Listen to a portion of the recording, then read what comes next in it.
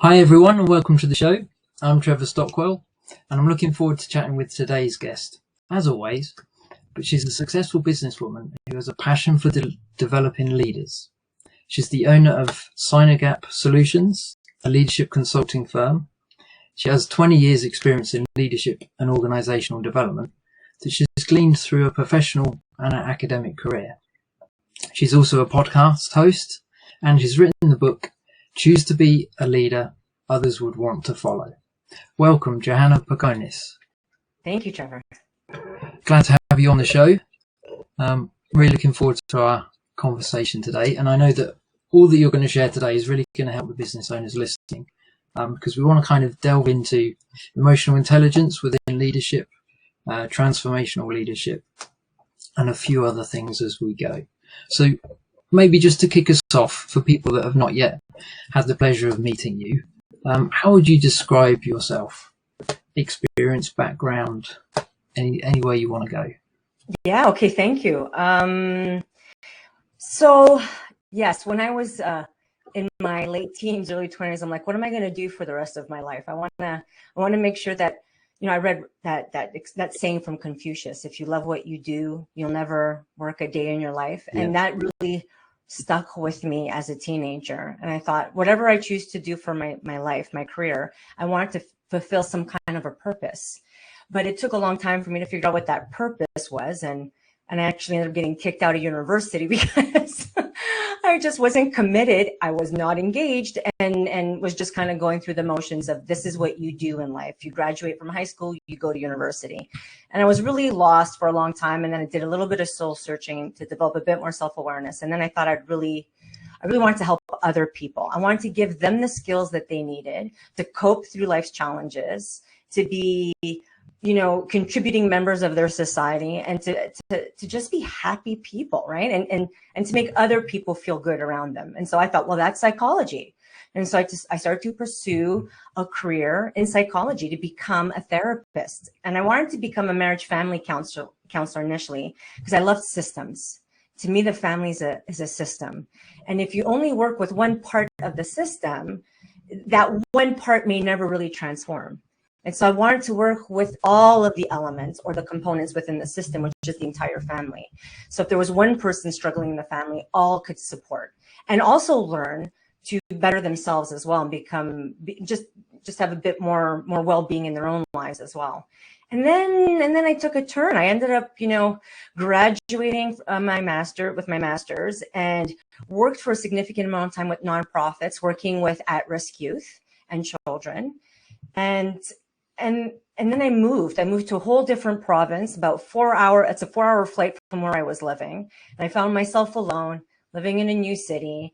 And once again, nonprofits, a lot of it was contracts, a year by year contract basis. Although I loved what I did, there wasn't any stability in it. And it's a bit nerve-wracking when you're living hours away from anything that is a stable force in your life to not having that stability in terms of financially. And so I thought, okay, maybe I should get a job in a for-profit or government organization where maybe there's a bit more stability and consistency in terms of the work and the paycheck.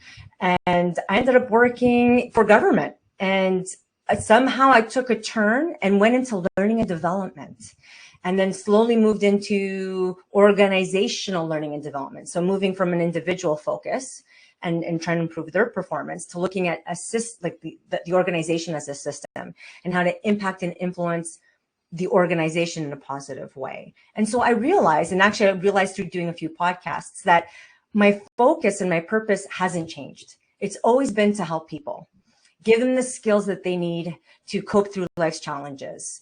And I always wanted to focus on a system. So instead of working with families as a system, now I work with organizations as a system, and work with the people within the organization to create processes that they can leverage to really empower their workforce to achieve organizational success. So that's a little bit of my career trajectory of how it's led me to where I am today.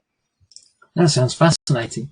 And I think it's a really good kind of process in the sense of you started with the family, the people element, and then translated it into the organizational. Because if you get family health right, you've got a lot of good principles you can then do kind of in the organization. If you start from the bigger picture with lots of people, I don't know, I'm not an expert, but maybe I wouldn't imagine it works as well. So I think you've kind of progressed really well in that element. So how would you, just kind of off the top, how would you compare a family unit with an organization? So what would be the similarities that easily translated across? Yeah, that's a really good question.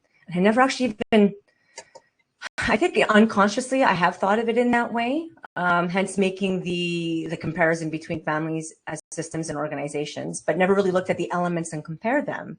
But if you think about it, I mean, within a family, there tends to be one or two people that are the head of the family. You know, if you're a single parent, there's one person. If there's two, there's the mother and the father, or if it's two mothers or two dads, right? There are at least one or two people that are the head of the family. So the analogy to that would be, you know, the CEO, the president, or the owner of a company, right? Who is responsible for the overall well-being of the success of that unit, of that team. And I want to personalize a little bit more. I don't want to call it a unit. Let's call it a team.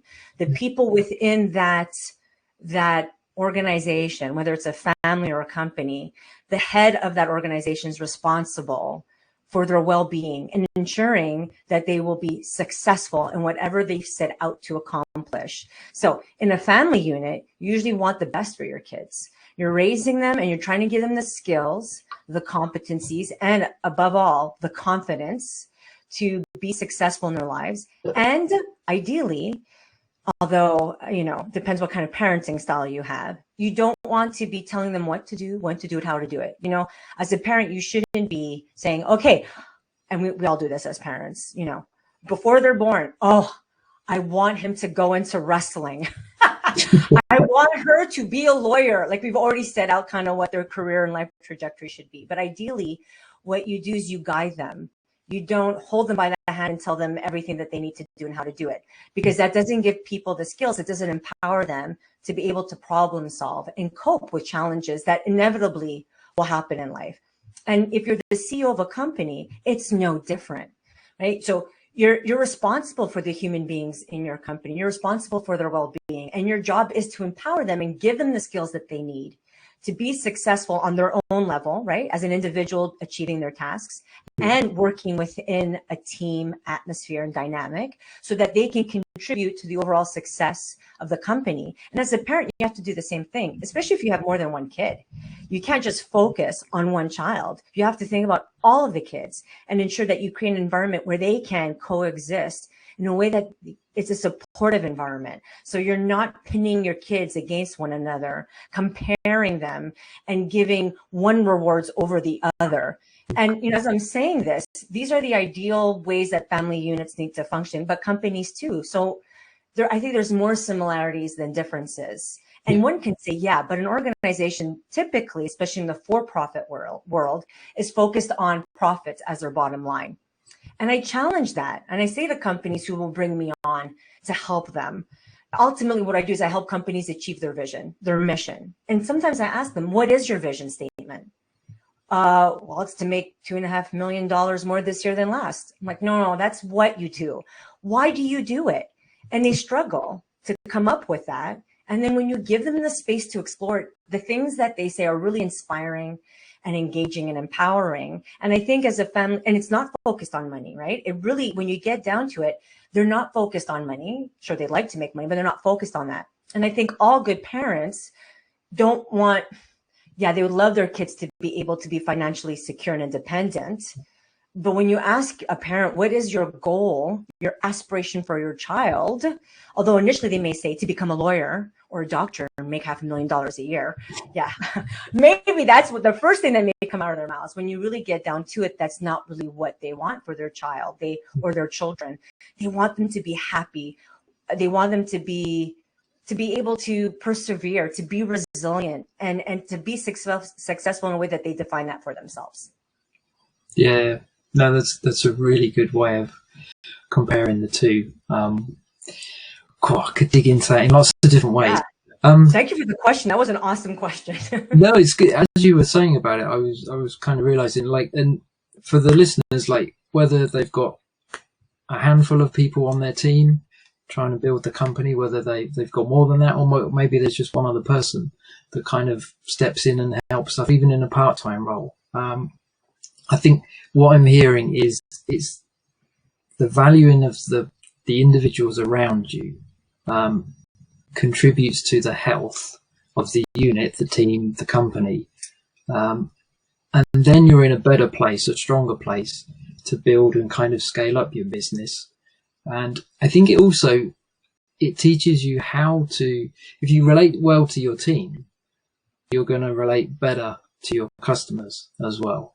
I don't think you can be an expert at building great relationships with your customers and your team's falling apart because they're dysfunctional, because they don't trust you, because you're not investing in them, whatever the reasons would be. Yes, but let me dig a little bit deeper into it, because I know you're a great believer in the importance of emotional intelligence within leadership, which all kind of feeds into how do we develop healthy staff members, teams around us. So tell us a little bit about that. Yeah, about emotional intelligence, right? Yeah. Okay, yes. And it still surprises me. Once again, it's my whole business philosophy, the focus of my academic research has been in emotional intelligence. And the funny thing is, it didn't start off that way. I mean, when you ask me what a good leader is, I couldn't even really differentiate between a manager and a leader. So when I embarked in my academic PhD studies, I had this mindset, which has been shattered through my academic research, of what really leadership is. And really, what is this thing called emotional intelligence? Emotional intelligence wasn't even on my radar after I graduated from my master's degree. I never even knew what emotional intelligence was. I hadn't even heard of it. So that was like over 10 years ago. I never even heard of the term. And then slowly but surely through my corporate work experience and then doing my PhD studies, this terms kept coming up. And really what I wanted to do was understand, because I saw a gap in the business world. We don't develop our leaders. And it's so funny. When I speak to some other podcast hosts and they say, yeah, that's usually in bigger companies. They ask me, bigger companies, they'll have a strong leadership development strategy, right? The smaller ones, medium, don't. I'm like, no, nobody has a leadership development strategy. I would say 75 to 80. I'd even say 85%. Although I'm going to be honest, I haven't done the research. This percentage is a guesstimate, some based on research and some based on personal experience of companies I've worked with. I would say 80% do not have a leadership development strategy. And just because you're a small company doesn't mean you're off the hook. And just because you're a large company doesn't mean you're off the hook. Like, everybody should have one. And a lot of people don't. And so they expose their individual team members who get promoted into a managerial position to a lot of stress, a lot of pressure, and they do set them up to fail. And the companies aren't doing that intentionally. They need a beating heart, somebody who can show up to work every day, who seems to know what the hell it is that they're doing, who can just take on a leadership role so that the CEO or the president and the owner can be disburdened with a bit, but we don't really succeed when we do that. And so I wanted to discover, well, okay, this is the reality for many of us, because as a senior manager, I had experienced that over and over again as I moved up in my career. So this is madness. Let's figure out, how do managers actually learn through everyday work so we can leverage these systems and processes, right? Going back to that systems thinking, and how do we recreate that throughout the organization so we can set people up to succeed when they become a leader? And I got challenged by my PhD supervisory committee around, well, what is leadership and how does it differ from management? You conflate the two terms. I'm like, they're the same. And they're like, no, they're not the same. We challenge you to go into the literature, which I did, but really this is how I really discovered what emotional intelligence is. So I do all of these interviews. I do all of these field observations. I went into the field. I followed managers around in a very high risk environment, because some of the pushback I got was, I work in a high paced, high risk environment. I don't have time to be the leader that, is emotionally intelligent. And so in some ways, although I wasn't thinking of emotional intelligence at the time, I wanted to work in one of the most craziest, dangerous environments to see, how does leadership and management manifest itself, And if they can do it in these high risk super busy, volatile environments, then anybody can do it.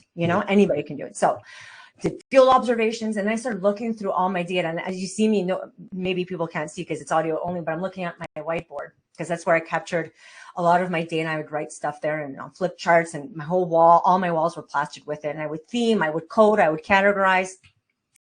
And there was these 4 categories that emerged over and over and over again when the managers that I interviewed, from frontline supervisors to directors of huge divisions who I interviewed, the same thing kept coming up over and over again and kept saying, you need to know what you don't know. You need to be self-aware.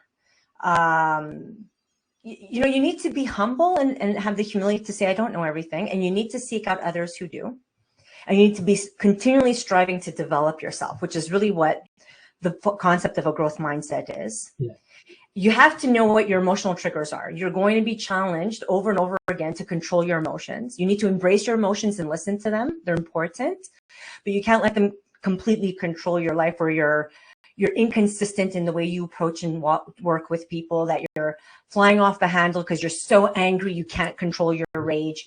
You have to be self-aware of what those triggers are so you can feel it coming on and you can control yourself. But we're human, we make mistakes, and you have to be able to admit fault to your followers. You have to be humble to say, I screwed up. That came out over and over again. But they said, you always have to have hope for the future too, which means you have to understand the vision and the purpose of your organization. What are they?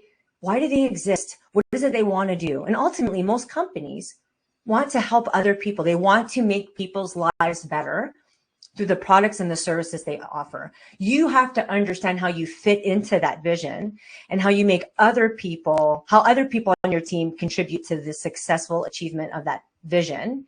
And the way you do that is you develop relationships with people. You actually get to know who they are, their names, who had a baby, congratulations. Maybe let's take everybody out to celebrate just because we can. You have to recognize and reward in not a superficial way, but in a way that builds bonds with people. You actually have to give a bleep about your people. You really do. And so these were the 4 categories, right? Self-awareness, self-management. The one around vision and understanding how you fit into it is called social awareness. And the last one is about relationship management, which means too, you can develop trusting relationships, but all trusting relationships are built on conflict. And we can get into that later too, but conflict isn't a 4-letter word. It's not a bad word. It's necessary and critical for people to develop trust. It's one of those barriers, or I don't even want to call it a barrier, but it's the conflict tunnel you have to walk through to get to the other side, which is trust. And so they talked about that a lot. And those were, here I am looking at this. I'm like, these 4 categories kept popping on. And I'm listening to my supervisory committee, look at the literature, Johanna. You need to understand the difference between leadership and management. And so I had a book by Daniel Goleman, Boyatsis, and Mickey, and they wrote the book Primal Leadership and Resonant Leadership. And many of us know Daniel Goleman wrote the book on emotional intelligence, which came from other researchers who coined the term. And so I'm looking at all of this literature on leadership and emotional intelligence. And as I open the chapter on emotional intelligence in the book Resonant Leadership, out come these 4 categories. I'm like, I think I wrote this even in my book. A hand came out literally of the flip charts on the wall and slapped me across the face and said, that's emotional intelligence, bozo. That's what leadership is. Leadership is emotional intelligence. Yeah. And when I looked at all of the literature and all of the Kouzes and Posner, some of the greats that we know that have done so much work in research and leadership, Brene Brown on vulnerability, they all say the same thing, which I believe is grounded in the concept of emotional intelligence. And that's what I saw coming out. So when people say, what's leadership? I say it's the 4 domains of emotional intelligence. And you don't have to be a formal supervisor to have these competencies, these 4 competencies. You don't. If you want to become a formal leader, you better make sure that you have those 4 competencies before you even think about becoming a formal leader, somebody who's in a designated supervisory role. Otherwise, you won't succeed. You can't achieve success for the organization if you don't know how to empower and engage your people, because you shouldn't be doing all the work, just like the analogy with the parenting. As a parent, are you going to go and write your kids' exams? Are you going to go and play soccer on the field for them?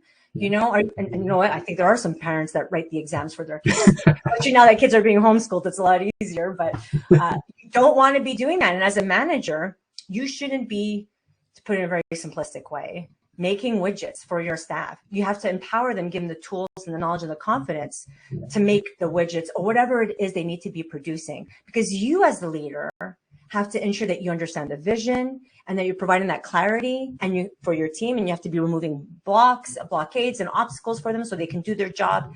And it's, to me, it still surprises me how a lot of people still struggle with that, because companies are more focused on making a profit than they are in teaching their people emotional intelligence, right from the front line, all the way up. And I think when we look at recruitment, we need to flip it on its head and say, don't only recruit, and dare I say, stop recruiting for technical expertise.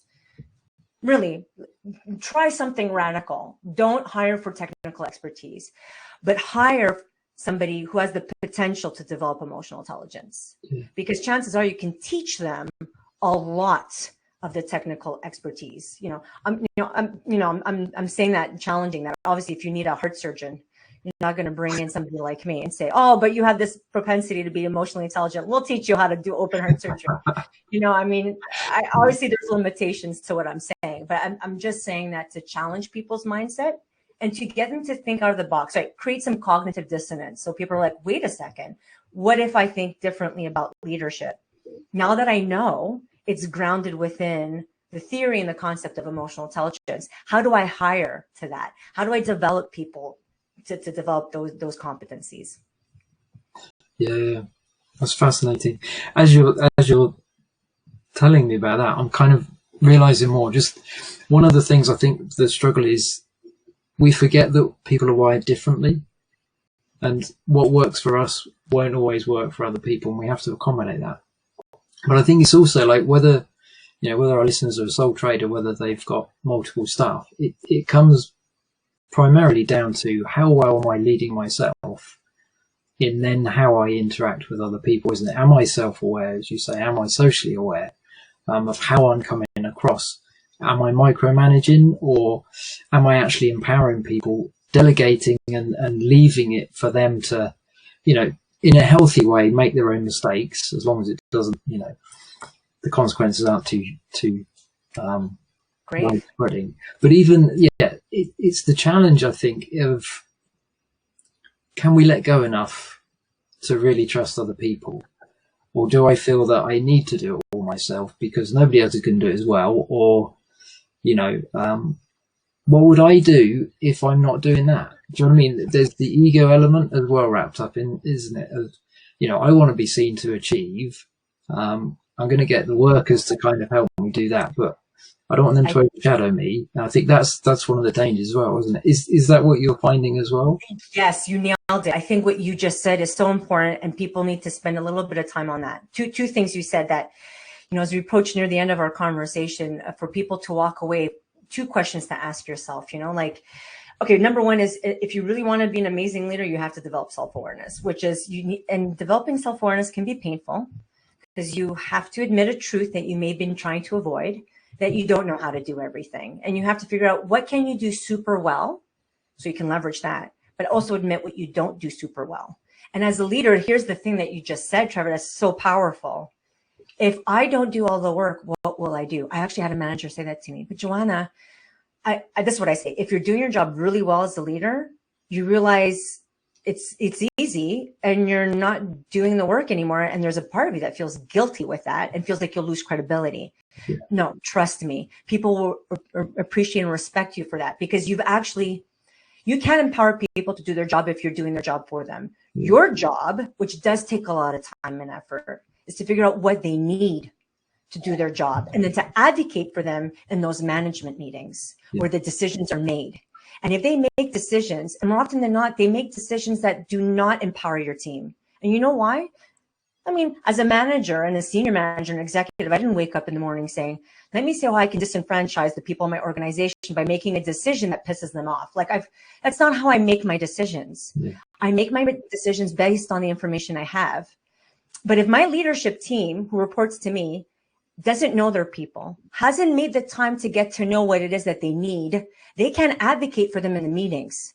So I will make a decision that most likely will create more barriers for them in doing their job than actually more supports. Yeah. And so if you're not doing your job as a manager well, or as a formal leader, you'll find out because your team will be complaining all the time, but the company doesn't care about them and is trying to sabotage their efforts and doesn't appreciate their credibility. You hear stuff like that, you realize that's when you should say to yourself, I need to emerge out of my office and stop doing their job. So get over your ego. And I'm going to put it bluntly.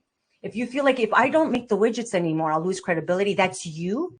That is your ego. Yeah. And that's where you have to start to develop self-awareness. And why don't you actually sit down with your team and share some of these thoughts that you're having? Get feedback from them around, hey, what could I do differently to best support you? And they may not be willing to be totally truthful to you, especially if you created a lot of barriers and you're doing their job and you're dictating more than empowering. Yeah. But if you keep asking the question, which means you have to meet with them regularly and create a space to have those conversations, they will start to trust you and they will start telling you the truth.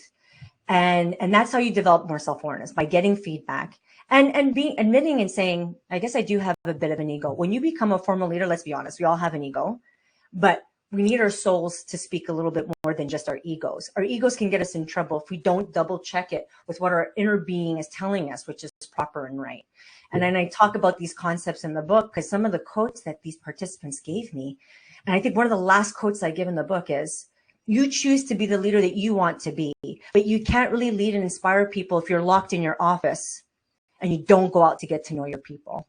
So put your ego aside and know that your job isn't to do their job. It's to empower them to do theirs. Hopefully that answers your question. Absolutely. Yeah, definitely. And I was going to also quiz you about how can leaders become self-aware, but you've also wrapped that up well in your response to that. So yeah, thank you for that.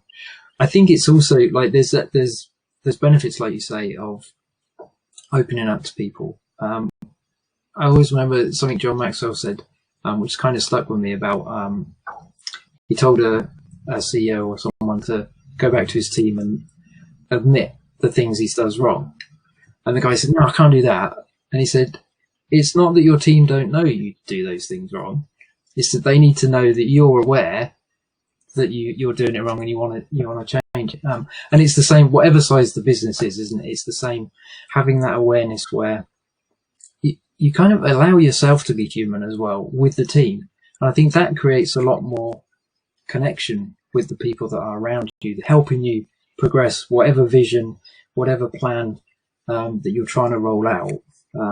You need that buy-in, you need that connection from the people around you. They're there for a reason, not just to get a paycheck. Right. If you build the connection well, if you don't, it's then just, I just clock in, clock out. I don't have any more options. But a subject close to my heart, definitely. But tell us a bit more about the book. I'm keen to learn more about what you put in. So the book was written for, I guess, I initially thought I was writing it for organizational leaders so they can wake up to the fact that they are responsible for leadership development within their companies. And I wanted to give them tangible strategies to create a system of leadership throughout their companies. So how do you develop leadership quality? So what are the key behavioral indicators of strong leadership? Like, what are the behaviors that leaders need to role model and demonstrate to be successful leaders? And then how do you reward and recognize people for that? And then how do you create a system across your organization that all leaders live up to those behaviors and values, really? And so I wanted to write the book for them. But as I wrote the book, and the book is really grounded within my PhD research, my dissertation.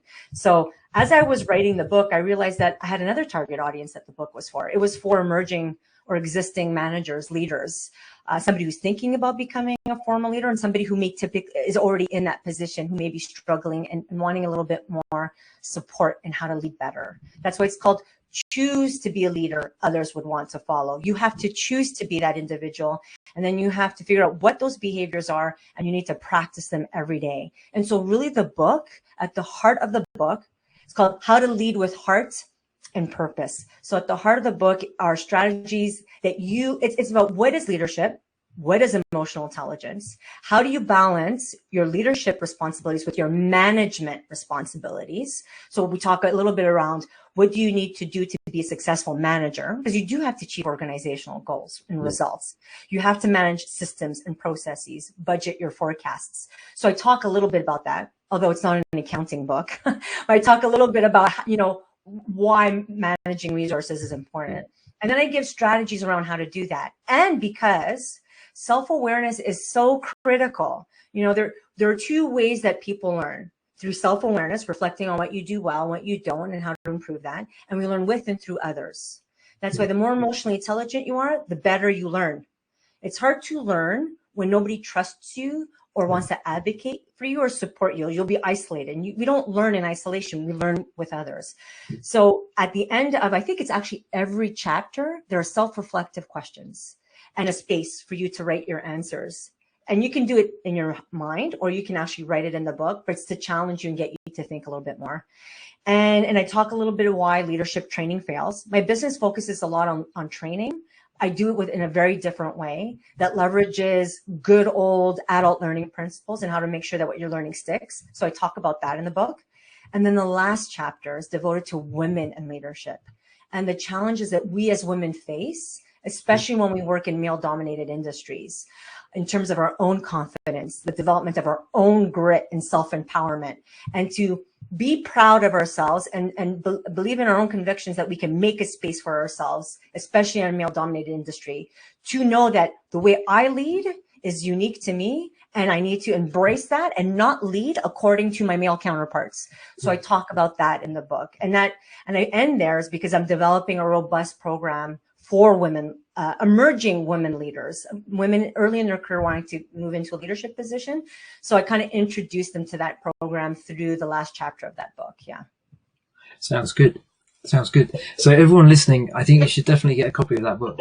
I think there's lots of different areas that we can all benefit from. You also do, I had a look at your site as well. You do some courses as well.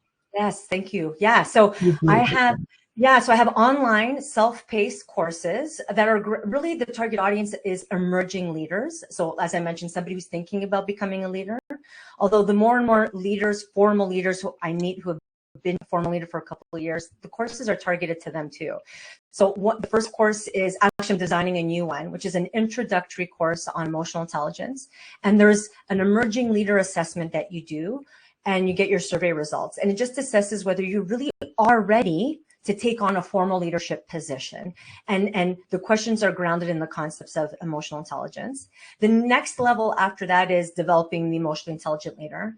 And the whole course is an exercise in developing self-awareness. So there's a 360 in there. There's activities to get you to define what your purpose and mission is. Funny thing is, I actually had somebody say, I don't want to do the 360. I think it's BS. I'm like, it goes to show you people don't want to develop self-awareness. People don't want feedback. So we talk about how to get feedback, how to receive feedback, how to embrace it and not be terrified of it. And then I have another course that's all about resiliency and agility, because if you can't manage your emotions and you're not self-aware of what your triggers are, you will never be a leader that others want to follow. And then I have a course for managers who want to empower and engage their teams, but aren't sure how to do that. So once again, embracing the concept of emotional intelligence and embedding a 360 within the course. There's an actual online course, which is a blended approach. Team members have to do certain activities individually. And then the second part is facilitated by either the manager or somebody who the manager chooses to facilitate. It could be someone from my company. It could be somebody internal to the organization. They come in, they facilitate the second part. And the whole part is called developing cohesive teams. So it looks at the concepts of inclusion, diversity, and how to leverage those and build those within your team so you have a strong, cohesive team.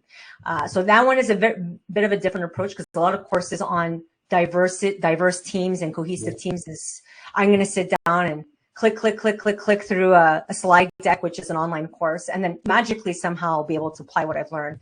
My courses are all grounded in developing self-awareness. So there's a lot of activities. It's if you're looking for a quick and dirty course that you can get a certificate and show you're compliant, these aren't the courses for you. If you want to be challenged and dig deep on who you are and where you can grow, which is, I'm going to be honest, will be a little uncomfortable. But if you're brave enough to go there, then check out my courses, because that's what they get you to do. Sounds fantastic. Yeah, that's where we grow, isn't it? When we move out of our comfort zone, or we surround ourselves with people that help draw us out of our comfort zone, and kind of address the things that, we can so easily just avoid. I think you should definitely come back and do another chat with us at some point. We've kind of run out of time today, but there's lots more things we could explore. And I think we should. That. How would people, what's the best way for them to find you? It's direct to your website? What we'll put the link below. Yeah, a great question. Thank you. My book is on Amazon, so if they want to purchase it, they can go there. My website, sinogapsolutions.com. So if you provide a link, they can get there. And then there's a contact us page, obviously. And I'm on LinkedIn. Just, search my name, Johanna Pagonis, and you can send me a message or request to connect with me. I would love that. And also, if you want to stay up to date with the courses and the programs and my blogs and things like that I do, if you go onto my website and you scroll down, you can actually subscribe to my newsletter. So if you want to stay up to date, because I'm, like, as you mentioned, I also have a podcast. So I offer a lot of resources for free. If you're not ready yet to invest and purchase a course or bring me onto your company to do some work, access all the free resources I have to offer. So make sure to subscribe to my newsletter. That's one way. Okay. That sounds very generous. Well done. Yeah. Adding value in lots of different ways. Brilliant. Thank you for what you shared with us today. I've taken away a lot of things from it as well. I'm sure everyone listening has. So yeah, appreciate that. And I do look forward to you coming back at some point in the future. That would be amazing as well. I love this conversation. Thank you so much. I appreciated it. No, you're welcome. You're welcome. And for everybody listening, yes, definitely take action. Grab hold of a couple of the things to start with, and then listen to the podcast again and get some more. But try and put something into practice within 24 hours. Tell somebody else some of the things you've learned. All of these things help consolidate what we're learning in the areas that we want to grow. So yes, definitely do that. I would encourage you to do that. One last thing before we sign off on the episode, I just want to remind everybody that Yeukai's launched the Lifestyle Mastermind group, which is now available for registrations. He's offering a discount as well. So if you follow the link below and you put in the promo code, you can save a massive discount. Very briefly, it covers 4 areas. So income strategies, health practices, how to get ultimate happiness lifestyle, and also healthy relationships. So we'll kind of touch a bit on what we've spoken today, but dig into it in a different way. So be sure definitely to check out Joanna's website, the blog, sign up to the course, get the book as well. Go on, go shopping, smash out. It will be good. And yes, we will catch you again on another episode. So thanks for joining us. Have a great day. Goodbye.